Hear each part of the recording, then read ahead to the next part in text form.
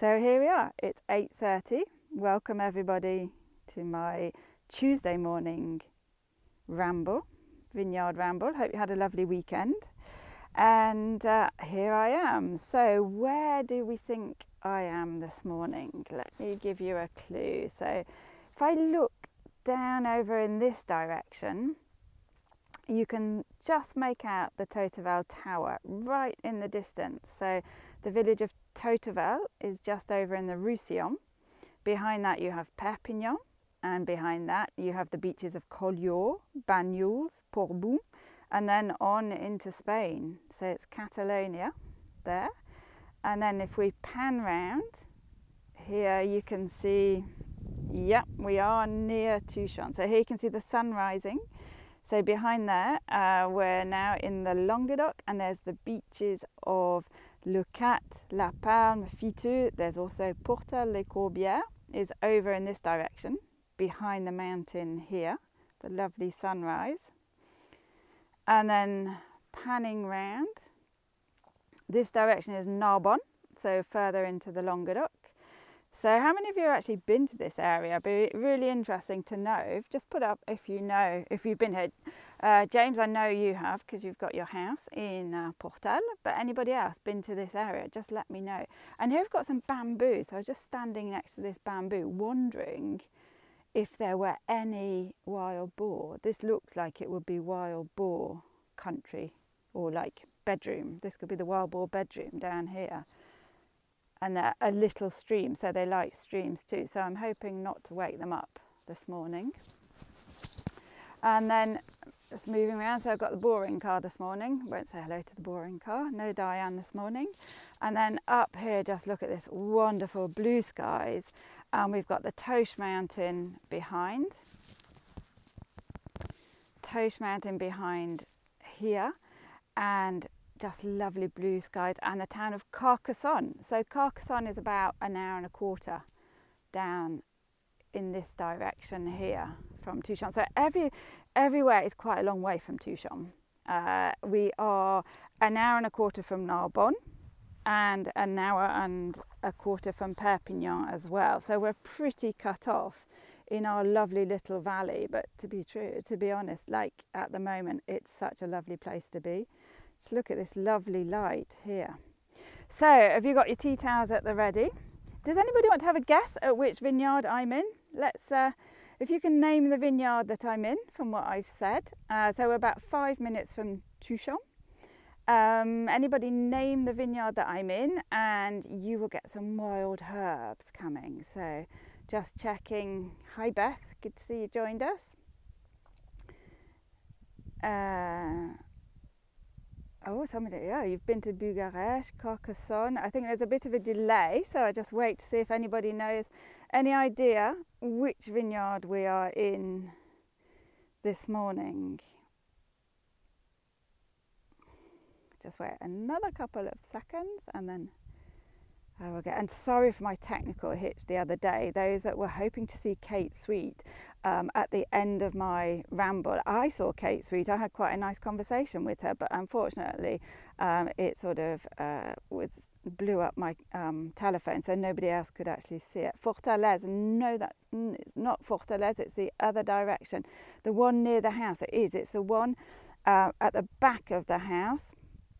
So if you've got your tea towels there, it's actually, just wait for one more, I'm in the, oh, perhaps we all need a cup of coffee this morning. I'm in the Rebouls. It's actually the Rebouls vineyard. So if you look on your tea towels, it's just about a 2-minute walk. Rebouls, well done, Nikki. Some wild herbs on their way. So Rebouls, there's actually 3 vineyards in the Rebouls area. Up the top over here, there's the Hairy Grenache, but I'm actually standing in the Carignan. So the Carignan here is 110 years old. So for those of you who don't know, the Domaine Jones, I started it in 2009, and Domaine Jones is made up of 15 tiny little plots of old vines.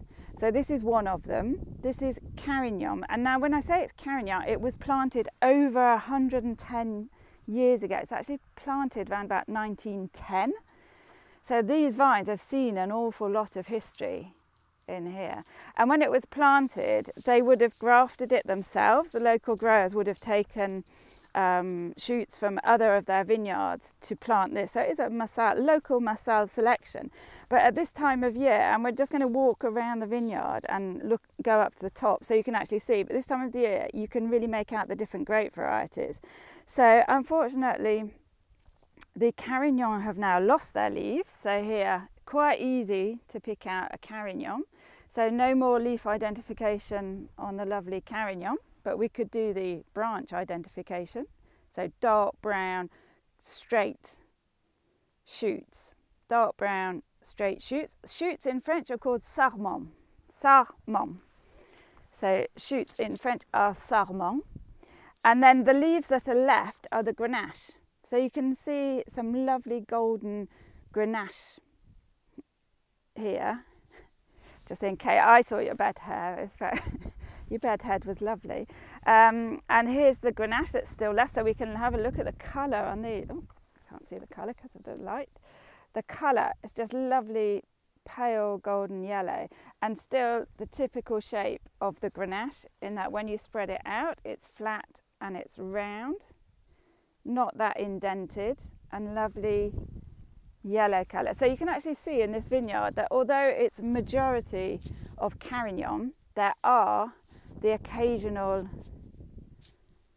grenache vines. And as we walk around, we'll walk up to the top and then we can look back down at it and you can actually see, we could actually almost count the percentage of grenache. But now I know my mum and dad know this. I've never really been one to enjoy my history lessons at school, but I've been looking back at the history of the vineyards here in Tuchan, and it's absolutely fascinating. I've got this book. It was a book written by the locals in the area and all their memories, and it's absolutely fascinating. I think it's only in French, but I've been reading through it and just learning all about the history of vines. So I just thought, you know, with my winter rambles, it would be nice to have a look at the history of the vineyards, and then also get Roger, when Roger's out doing his pruning, and get Roger's memories of that too. So hopefully on Thursdays I will be having a regular little chat with Roger to get his memories. But just looking, oh, here we go, look, still some, now we know what these are called, grappillons. Grappillons. So some grappillons left here. Wild boar, haven't got those. So I was looking, and back in about the 1850s, there were only 200 hectares of vines in this area, in Tuchan. So in 1850s, there were only 200 hectares of vines. But by the end of the 1800s, so about 1890, there were 1,500 hectares of vines. So there was a massive increase, and that was when vineyards really took off in this area. And you may be wondering why. Why at that time did people suddenly start planting vineyards? They actually started planting vineyards at that time. It's quite unusual to see a car down here, some cars coming. So they planted a vineyard at that time because of the demand from the growing industrial north, and the demand for wine, and also because here it's actually really difficult to plant anything in particular. Ooh. So actually those people arriving in the car, it's actually Jean Marc, so we were going to catch up with Jean Marc, but let me get my history lesson out. So in the 1840s there was only 200 hectares of vines, but by the end of the 1800s we were up to 1,500 hectares altogether. That was because of increased demand, and also there was a big outbreak of odium at that time, which actually reduced the amount of vines that were in production and increased the price, and the price increased from €6 per hectolitre up to 60. So the people in Tuchan and Paziols thought, oh yes, instead of just growing a bit of everything, because at the time they would have had some wheat, they would have had a little bit of vineyard, they would have had animals, and they thought instead of doing that, let's concentrate on the vineyards. So back in the end of the 1800s was really the time when the vineyards suddenly started being planted on a big scale, it became an industry rather than just an add-on to the farmer's other crops that he had. So very much concentrating on vineyards. And then you may wonder, like, how did they actually sell it? So how did they sell the wine, or what did they do with it? And each of these growers made their wine in their house. So they all had a couple of barrels, or the posher houses actually had vats built into the house. So they had vats downstairs with the horse, behind the horse. They would have had a couple of vats where they would make the wine. And then to actually sell the wine, they would call on a courtier, and the courtier would come up to Tuchan after he'd bought as much as he could in the plain near Narbonne. He would then come up to Tuchan, and when he came up to Tuchan, it was a bit later on in the season, so everybody was panicking if they were going to sell their wine or not. And in actual fact, by the time they actually did get around to sell the wine, they were so panicked they weren't going to sell it that the price came down quite a lot. So they didn't like courtier, and they called courtier foxes, or renards, so they were known as a renard, foxes, because they drove the prices down. But they would sell to courtier, and then once the wine was sold to the négociant, then the courtier would ask a man with a cart, a carottier, that sounds like somebody with carrots, but with a cart, to collect the wine. So the wine was transferred into 600-litre barrels, and they were rolled onto the cart. So you could get 7 of these barrels, called demi-mouilles, onto the horse-driven cart. The horse itself was up to 900 kilos, and the whole cart with 7 demi-mouilles on it actually weighed up to 5 tons. Can you imagine that? And he drove to Narbonne 3 times a year, 3 times a week, and once to Lesignan to take the wine to the market. And that would be how they sold the wine before the cooperative started. But I just wanted to show you, that was my history lesson for today. And now I'm just going to show you something else, because today we're actually taking soil samples from the vineyard. So I didn't mention it before, just in case they didn't turn up. But here we are. Bonjour. Ça vous dérange pas? Je fais un petit live pour montrer. So let's go and say hello to Jean Marc. And here we are. Now we're taking samples of soil so that we can analyse the soil and find out how we need to treat the soil organically. Oops, they're going quite fast. Ça va vite, hein? So let's follow the man with the stick and just see how he gets that. Okay, let's go. So he's in the soil and he's turning around this carrot thing to get a sample of soil throughout the vineyard. There is a bit of soil here, and then just have and into the bucket. Vous allez en faire combien, comme ça? Je vais en faire 7 ou 8. 7 ou 8? D'accord. So he's going to take 7 or 8 samples like that to get... Bonjour Jean-Marc. Il faut que tu suives, tu as 2 secondes là. Okay. So can you just say why are you taking soil samples this morning? For try to understand comment fonctionne le sol. So we're taking samples so that Jean Marc gets a better understanding of how the soils are working. Ouais. Et pour essayer d'amener des corrections si c'est besoin. And then to correct the soils if we need to. So you're getting them analysed. Ouais. On va faire des analyses du sol. Ensuite, on va analyser les bois, les sarments. So we're going to analyse the soil first, the earth, and then we're going to analyse also the shoots, the sarments, that word we just learned. Sarments, pour voir comment les réserves qui ont été mises dans le bois. To see how the plant, what reserves the plant has taken up from the soil. Et ensuite, on fera des analyses au niveau des feuilles, des pétioles, pour comprendre aussi l'alimentation et les besoins de la vigne. And then we'll analyse as well to make sure... I wasn't listening. T'as dit quoi? Pardon. Pour essayer de comprendre toute l'année les besoins de la vigne et à quel moment il y aurait besoin éventuellement d'amener des Yeah. corrections. So it's so that we can then judge when we should bring in, when we should help the soils or correct the soils, and at what time of year we should be doing it. So we're just trying to get a much better understanding of our vineyards, so that we can then work them correctly and make the sarment stronger and analyse the sarment again. Donc une fois que c'est fait, on réanalyse l'année prochaine pour voir le résultat. Yeah, so we'll check it out. C'est surtout par rapport à l'évolution du climat, de la sécheresse, pour essayer que la plante souffre le moins possible. So we're trying to make sure that our 110-year-old vines here don't suffer too much now with climate change, with drought. And let's have a look. C'est impressionnant. Ici, on est sur du rouge. So here we've got red soil. Alors que là, on est sur du gris. C'est de l'argile. Ça, c'était en haut. C'est pas les mêmes argiles. Ça, c'était en haut. Et ça, c'est en bas. On trouve de tout là. D'accord. So we're just saying how different the soils were. We've mixed it together to get average.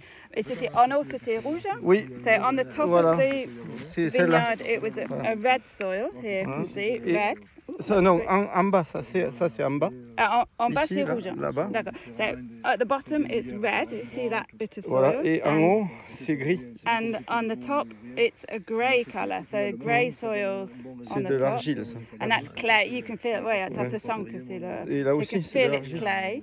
And this is also clay sort of texture, but it's red. So c'est du fer dedans? Or Oui, c'est- probablement, oui. So probably a bit of Ouais. iron content in there. But even in this one tiny vineyard, there's two very distinct soils. Donc même dans la petite parcelle, Ouais, il y a deux types tout à de fait, soils. tout à Parfait, merci. Avec plaisir.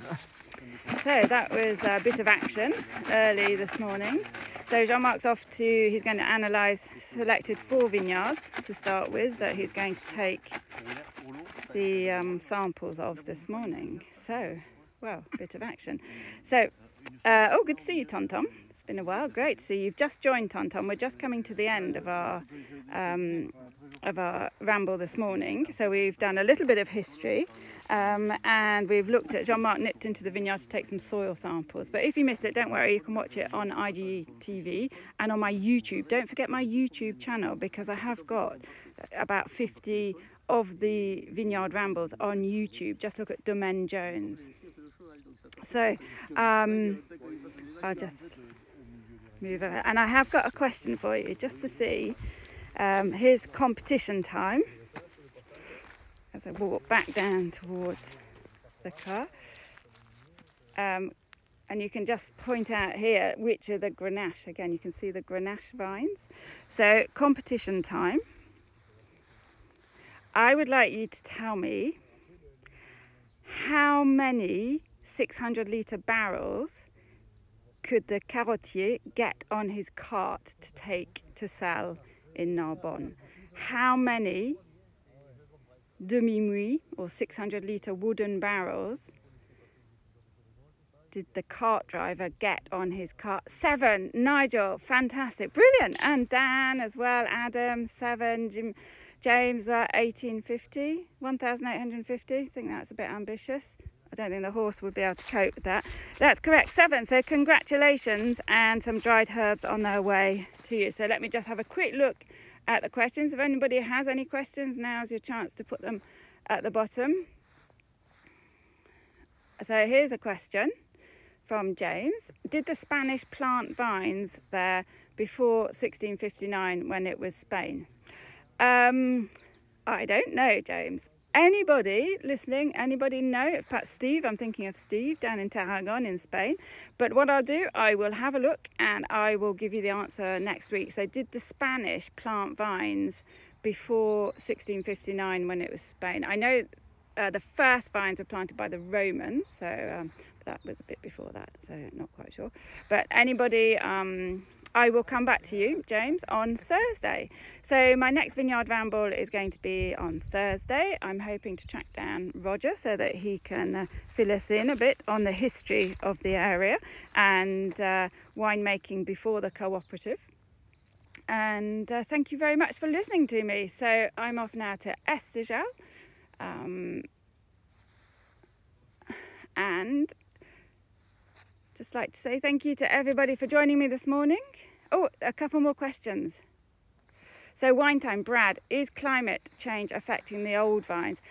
Yes, it is. It's affecting all of our vines. But I'd say the old vines, because of their wonderful root structure, because of the big roots that have been growing for over 100 years in this particular vineyard, they do manage to get the water. So even though it's very drought, it's a lot warmer. Like this morning, I'm like quite hot just in a sweatshirt here. So it is generally getting warmer, it's getting drier, but the old vines are better equipped with their big root structure to cope with the drought situation.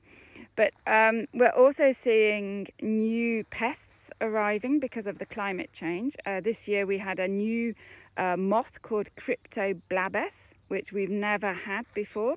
Cryptoblabes it's a moth that lays its eggs inside the grape just before harvest. So it lays the eggs, and then the little worms develop and they eat the inside of the grape. And at the moment, we didn't have any protection against this because we didn't know it existed. And that's to do with climate change. You need a big frost to kill off the moths to make sure we don't get Cryptoblabes again. We're looking into it to see. We weren't that badly affected, but that is one sort of other reason or other factor that is changing. It's like the different set of pests that we have in the vineyards, Cryptoblabes. So looking after that. And yeah, sorry, Pesto Pisto, I didn't mention this. So who are the guys taking the soil sample? So they are from the local. We have sort of a vineyard warehouse where we can get everything we need to work on the vines, and one of them works there, and the other one is from a company who makes the I suppose it's organic fertilizer, and who can advise us on which products we need. So yes, they are specialists. Again, I'll get more information to tell you exactly who they are. They were in a bit of a rush this morning, so it was a bit difficult to stop them. This is their first vineyard, and they obviously want to get it done as quickly as possible. But yes, they are specialists. And then another one, again, I'm going to grab Jean Marc on Thursday. And what do we put on the soil? So we use organic, if we need it, we use organic fertilizer rather than chemical fertilizer. But organic fertilizer, I'll ask Jean Marc exactly what is in that. We also are looking into infusions of herbs that can help fortify the plant itself. So almost like homeopathic medicine, where it helps you strengthen your defenses against disease. This is what we want to do on our vines. So we're looking to that as well to help them fight against odium and mildew as well. So more on that next week. It sounds like you are interested in that side of things, so I will get answers to those questions. So that's it from me. It's now 10 to 9. So have a wonderful Tuesday, everybody. Here's just a quick final look at that lovely blue sky that we're so lucky to have down here. So have a wonderful Tuesday. I'll see you on Thursday, same time, but a different vine.